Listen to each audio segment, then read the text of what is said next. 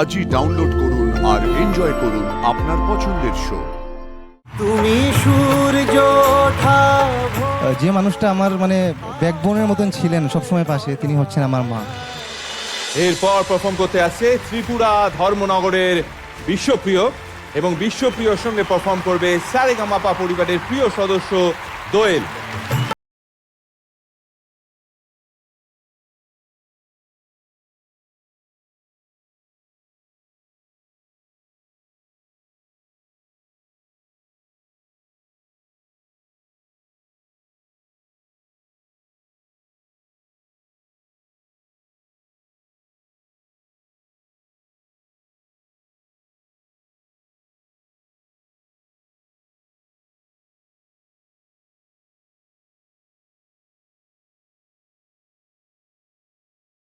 গান খুব ভালো গেছো। এই গান যা চায়, এর আগে একদিন জিদ্দা বলছিলেন যে একদম বাংলা এই সময়কার যে একটা গান, তার যে একটা গন্ধ আছে সেটা তোমার গলায় একদম ভর্তি হয়ে আছে, সেটা খুব ভালো লেগেছে। আমার শুধু মনে হয়েছে কিছু জায়গায় আরেকটু নরম হতে পারতো, একটু স্টেটমেন্ট বেশি হয়েছে মনে হয়েছে, যেখানে কার্ভসগুলো আছে আরেকটু নরম হলে, যদি আরেকটু তুমি সেটা নিয়ে ভাবো, আমার মনে হয় আরও ভালো লাগবে। হ্যাঁ, অল দ্য বেস্ট। খুব সুন্দর গেয়েছো। আর দোয়েল খুব সুন্দর গেয়েছো। And happy new year. Thank you. আমার ভীষণ ভালো লেগেছে, এত পরিষ্কার স্বচ্ছ একটা পারফরমেন্স। তোমার গান আমি আগের বারেও যখন এসেছিলাম আমার খুব ভালো লেগেছে, আজকেও আমার ভীষণ ভালো লেগেছে। দোয়েলের গান আমি অন্য ধরনের গান শুনেছি, কিন্তু এইরকম একটা লক্ষ্মীমন্ত দোয়েলকেই প্রথমবার আমি দেখতে পেয়ে খুবই অবাক হয়ে গেছি। তোমাদের দুজনকেই আমার অনেক ভালোবাসা রইল এবং হ্যাপি নিউ ইয়ার দুজন। হ্যাপি নিউ ইয়ার। দুজন কণ্ঠশিল্পী এবং দুজনই খুব দাপুটে। যেটা কৌশিকী বললেন, কণ্ঠের নমনীয়তা আর একটু দরকার হবে। দারুণ পারফরমেন্স। Thank you sir. আজকে কেউ এসছে নাকি?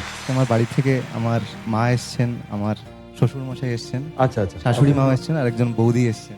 নমস্কার নমস্কার। বিশ্বপ্রিয় পরিবারের যারা যারা এখানে এসেছেন, আমাদের এখানে আসার জন্য ওয়েলকাম জানাই। আমার মার কথা কিছু বলতে চাই, যেটা আগে শেয়ার করা হয়নি সবার সাথে। আমি যখন ক্লাস 9-এ পড়তাম তখনই আমি আমার বাবাকে হারাই। আমার মনে হয় প্রত্যেকেরই জীবনে বাবা হচ্ছেন একটা বাড়ির ছাদের মতো, যে কিনা আমাদেরকে ঝড় তুফান সব কিছু থেকে আমাদেরকে রক্ষা করেন। তো ওই টাইমটা আমাদের জন্য খুব একটু মানে ক্রিটিক্যাল টাইম ছিল। তো মা ওই সময়টাকে এত ভালোভাবে সামলিয়েছেন, কি বলবো, এটা আমার কোনো ভাষায় বোঝাতে পারবো না সেই টাইমটা। তো মা সবসময় বলতেন যে বাবা খুব ভালো পড়াশোনা কর, এডুকেশনটাও খুব ইম্পর্ট্যান্ট। সেইখান থেকে দাঁড়িয়ে তারপর আমি সিভিল ইঞ্জিনিয়ারিং নিয়ে গ্র্যাজুয়েশন করি। আমার দিদি ও কম্পিউটার সায়েন্স অ্যান্ড ইঞ্জিনিয়ারিং নিয়ে এমটেক করে, তারপর আমি সেন্ট্রাল গভর্নমেন্টের একটা চাকরি পাই, এবং সেখানে থেকেই আমি ইঞ্জিনিয়ারিং সার্ভিস এক্সামিনেশনের জন্য প্রিপেয়ার করি এবং অ্যাটলাস্ট ওটা কোয়ালিফাই করে এখন ত্রিপুরাতে পিডাব্লিউডিতে ইঞ্জিনিয়ার হিসেবে পোস্টেড আছি। তো এই যে পুরো জার্নিটা স্টার্টিং ফ্রম দ্য বিগিনিং, যে মানুষটা আমার মানে ব্যাকবোনের মতন ছিলেন সবসময় পাশে, তিনি হচ্ছেন আমার মা। তো আজকে এই মঞ্চে দাঁড়িয়ে আমি আমার মাকে একটা কথা বলতে চাই, যেটা আমার বাবাকে বলার আমি সুযোগ পাইনি। মা, আমি তোমাকে খুব খুব খুব ভালোবাসি। তুমি ছিলে বলেই আজকে আমি এখানে দাঁড়িয়ে আছি, আমি নিজের পায়ে দাঁড়াতে পেরেছি। তুমি খুব খুব ভালো থেকো, সুস্থ থাকো, এটাই আমি সবসময় ভগবানের কাছে প্রার্থনা করি। মা, খুব ভালো থেকো।